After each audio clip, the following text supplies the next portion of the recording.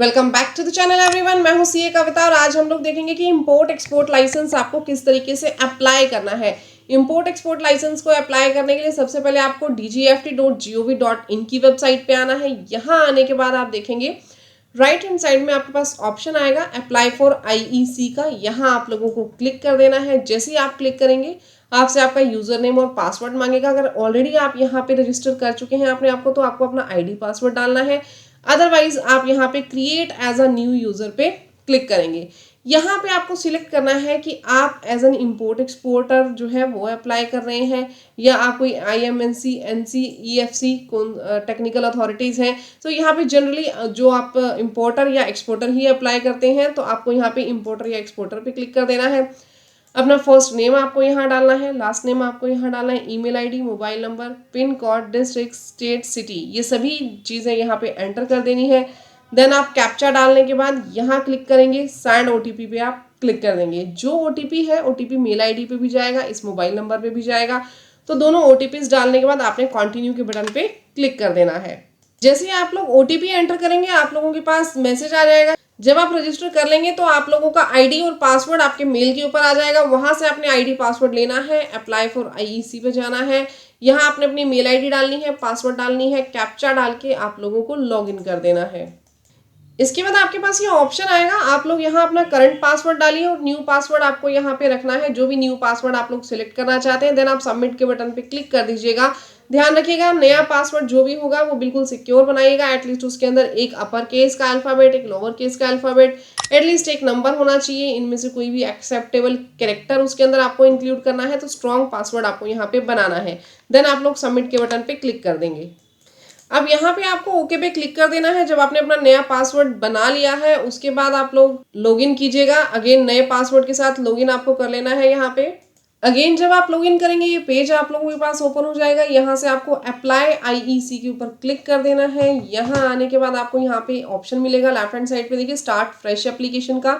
यहाँ आपको क्लिक कर देना है, ये फ्रेश एप्लीकेशन आपकी स्टार्ट हो जाएगी। देन यहाँ सबसे पहले आपको नेचर ऑफ कंसर्न सिलेक्ट करना है।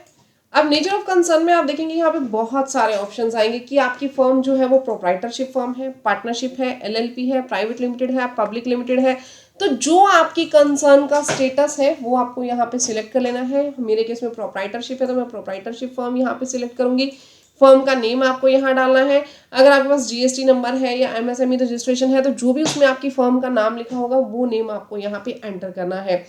परमानेंट अकाउंट नंबर यहाँ पे प्रोप्राइटर का जाएगा। ध्यान रखिएगा क्योंकि प्रोप्राइटर जो है उसका पैन और फर्म का पैन सेम होता है, प्रोप्राइटरशिप फर्म का, वो आपको यहाँ पे लिख देना है। और name as per PAN database आपको यहाँ देना है, यानी जो इंडिविजुअल जिसके नाम पे फर्म है उस इंडिविजुअल का नाम यहाँ पे आएगा। जो पैन के अंदर नेम लिखा है एग्जैक्टली वही नेम आपको लिखना है।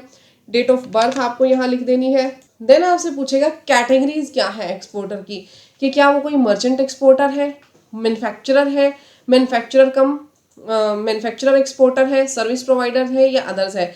तो यहाँ पे आपको अपनी कैटेगरी सिलेक्ट कर लेनी है। देन आपसे पूछेगा कि क्या आपकी फर्म किसी स्पेशल इकोनॉमिक जोन में लोकेटेड है। देखिए इंडिया के अंदर जो स्पेशल इकोनॉमिक जोन अलग से मेंशन किए गए हैं, अगर आपकी जो फर्म है उसमें लोकेटेड है तो यस कीजिएगा, अदरवाइज आप नो पे क्लिक कर देना। यस अगर आप करते हो तो आपसे डिटेल्स भी पूछेगा कि कहाँ पे लोकेटेड है। ठीक है, आपको यहाँ पे नो ही रखना है। अब आपसे पूछेगा कि क्या आपकी फर्म एक्सपोर्ट ओरिएंटेड यूनिट है या फिर electronic hardware technology park scheme के अंदर आती है, सॉफ्टवेयर टेक्नोलॉजी पार्क स्कीम के अंदर आती है, बायोटेक्नोलॉजिकल पार्क स्कीम के अंदर आती है। इनमें से किसी में आती है तो यस कीजिएगा, अदरवाइज यहाँ पे नो रहने दीजिएगा। GST नंबर मैंडेटरी नहीं है, यहाँ पे देखिए कुछ भी मैंडेटरी नहीं लिखा हुआ, बट अगर आपके पास GST नंबर है तो आपको यहाँ पे जरूर प्रोवाइड कर देना है।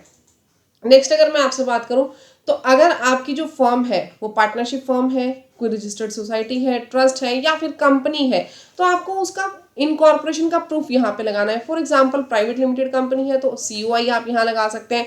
पार्टनरशिप फर्म के केस में पार्टनरशिप डीड आप लगा सकते हैं। रजिस्टर्ड सोसाइटी है तो सोसाइटी का जो बायलॉज है और रजिस्ट्रेशन सर्टिफिकेट है, ट्रस्ट का रजिस्ट्रेशन सर्टिफिकेट लगा सकते हैं। HUF के केस में HUF की डीड आप यहाँ पे लगा सकते हैं। तो जो HUF एग्रीमेंट है वो आप यहाँ लगाइएगा। तो जो ये डॉक्यूमेंट्स हैं ये डॉक्यूमेंट्स आपको सारे अपलोड कर देने हैं। देन हम इसके बाद फर्म की एड्रेस डिटेल्स जो है वो फिल करेंगे। बट यहाँ पे आप लोगों का एक क्वेश्चन और भी हो सकता है कि मैम हम प्रोप्राइटरशिप फॉर्म है, प्रोप्राइटरशिप फॉर्म के केस में हम यहाँ पे क्या अपलोड करें, क्योंकि हमारे पास कोई भी डॉक्यूमेंट ऐसा नहीं है। तो आप यहाँ पे अपना MSME सर्टिफिकेट अपलोड कर सकते हैं, GST सर्टिफिकेट आप यहाँ पे अपना अपलोड कर सकते हैं। इसमें यहाँ पे आपको फॉर्म का एड्रेस अपडेट करना है। फॉर्म का जो एड्रेस है वो आप यहाँ डालिए, पिन कोड डालिए, डिस्ट्रिक्ट, स्टेट, सिटी आपको यहाँ एंटर कर देना है।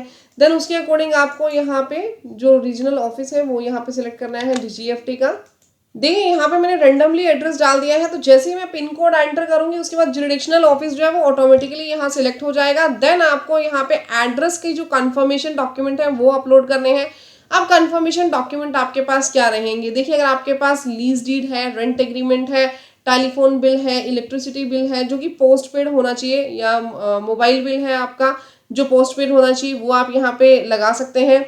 और जो प्रोप्राइटरशिप फॉर्म है उसके केस में आप आधार कार्ड या फिर वोटर ID कार्ड भी लगा सकते हैं, लेकिन सिर्फ और सिर्फ प्रोप्राइटरशिप फॉर्म के बेस में, अदर फॉर्म्स के बेस में ये नहीं चलेगा। प्रोप्राइटरशिप फॉर्म में आपके पास आधार कार्ड, पासपोर्ट या वोटर ID जिसके ऊपर एग्जैक्ट एड्रेस हो वो आप यहाँ पे अपलोड कर सकते हैं। सेकेंडली आपको एक चीज का ध्यान रखना है, यहाँ पे एड्रेस प्रूफ जो है अगर एप्लीकेंट फॉर्म के नेम पर नहीं है, सेम नेम नहीं है, तो यहाँ पे एक NOC आप जरूर लगा दीजिएगा फॉर्म की फेवर में। NOC भी जो है वो भी एड्रेस प्रूफ, जो आपका इलेक्ट्रिसिटी बिल है या अदर कोई भी एड्रेस प्रूफ है वो भी सबमिट करना है, प्लस में NOC भी जो है वो सबमिट कर देनी है अगर सेम उसके अंदर एड्रेस ना हो तो। या फिर कई बार ऐसा होता है कि इलेक्ट्रिसिटी बिल किसी और के नाम पे है और एक्चुअल में आपने रेंट जो एग्रीमेंट बनवाया है वो किसी और के नाम पे है, तो दोनों डॉक्यूमेंट्स लगा करके साथ में NOC आपको यहाँ पे अटैच कर देनी है। सभी डॉक्यूमेंट्स लगाने के बाद फिर हम ब्रांच डिटेल्स यहाँ से एंटर करेंगे। यहाँ ब्रांच डिटेल में अगर आपकी एक से ज़्यादा ब्रांचेज हैं तो वो भी आप यहाँ दिखा सकते हैं, या जो आपका एक मेन ऑफिस है सिर्फ वही यहाँ पे दिखा सकते हैं। आपको यहाँ पे कंप्लीट डिटेल्स जो है अपनी वो एंटर कर देनी है। यहाँ से जब आपको ज़्यादा ब्रांचेस दिखानी है तो इधर ऐड पे आप क्लिक करते जाएंगे, एड्रेस डालने के बाद वो और ज़्यादा ब्रांचेस आपकी ऐड होती चली जाएंगी। हमारे केस में अगर कोई भी ब्रांच नहीं थी तो हमने वहाँ पे कोई भी डिटेल्स नहीं डालनी है। जैसे ही हमने सेव किया, सेव होने के बाद ये ड्राफ्ट एप्लीकेशन नंबर हमारे पास जनरेट हो गया। देन आपको यहाँ पे प्रोप्राइटर की, पार्टनर्स की डिटेल यहाँ डालनी है। अगर प्रोप्राइटर है तो प्रोप्राइटर की, पार्टनरशिप फॉर्म है तो पार्टनर की, अगर कंपनी है तो डायरेक्टर की। तो एज पर योर चॉइस आपका जो भी कॉन्स्टिट्यूशन ऑफ फॉर्म है उसके अकॉर्डिंग आप यहाँ पे डिटेल्स डालिए। प्रोप्राइटरशिप फॉर्म के केस में जो पैन डेटाबेस है उसके अकॉर्डिंग हमें नाम एंटर करना है, पैन एंटर करना है, डेट ऑफ बर्थ एंटर करनी है एज पर पैन। टाइटल आपको यहाँ पे लेना है कि वो मिस्टर है या मिस है, जैसे लेडीज के केस में मिस आ जाएगा।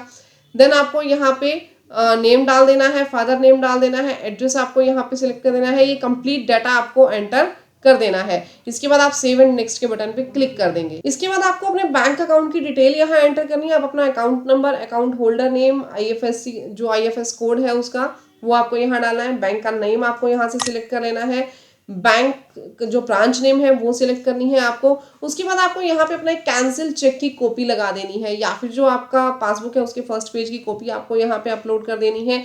देन आप लोग यहाँ पे ऐड के बटन पे क्लिक कर देंगे, फिर सेव एंड नेक्स्ट पे क्लिक करना है। जैसे ही आप लोग बैंक की डिटेल्स को सेव कर देंगे आपके पास ये पोर्टल ओपन हो जाएगा। यहाँ आप लोगों को सिलेक्ट करना है कि इंपोर्ट, एक्सपोर्ट या कौन सा काम आप लोग कर रहे हैं। हमारे पास यहाँ पे एक्सपोर्ट का काम हो रहा है तो एक्सपोर्ट मैंने यहाँ सिलेक्ट कर दीजिए है। यहाँ आगे आपसे पूछेगा कि एक्सपोर्ट ऑफ सर्विसेज कर रहे हैं या फिर एक्सपोर्ट ऑफ गुड्स कर रहे हैं। आपको अपने केस में सिलेक्ट कर लेना है जो भी आप काम कर रहे हैं, ठीक है। मैंने वो सिलेक्ट कर लिया है। देन मैं यहाँ से जो ऑप्शंस है वो सिलेक्ट करूंगी कि मैं इसमें से कौन कौन से सर्विसेज दे रही हूँ, एजुकेशन सर्विसेज, कंसल्टेंसी सर्विसेज। तो आपके केस में जो भी सर्विसेज आप लोग प्रोवाइड कर रहे हैं वो आप लोगों को यहाँ सिलेक्ट कर लेनी है। देन सेव एंड नेक्स्ट के बटन पे क्लिक कर देना है। आगे आपसे कंफर्मेशन मांगेगा, आपको कंफर्मेशन पे क्लिक करना है, प्लेस डालना है, सेव एंड नेक्स्ट के बटन पे क्लिक कर देना है। ये कंप्लीट एप्लीकेशन आपको फिर से वेरीफाई करने के लिए देगा। आपको कंप्लीट एप्लीकेशन अपनी चेक कर लेनी है। चेक करने के बाद आपको यहाँ पे साइन के बटन पे क्लिक कर देना है।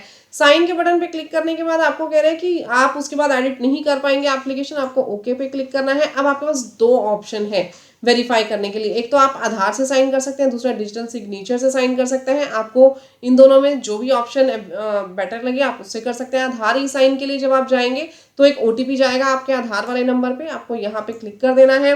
डिजिटल सिग्नेचर से भी आप लोग कर सकते हैं, उसमें भी कोई इशू नहीं है। जैसे ही आप कंटिन्यू के बटन पे क्लिक करेंगे आपको ये CDAC की साइट पे ले जाएगा। यहाँ आपको अपना आधार नंबर एंटर करना है, OTP आपको यहाँ से मिलेगा।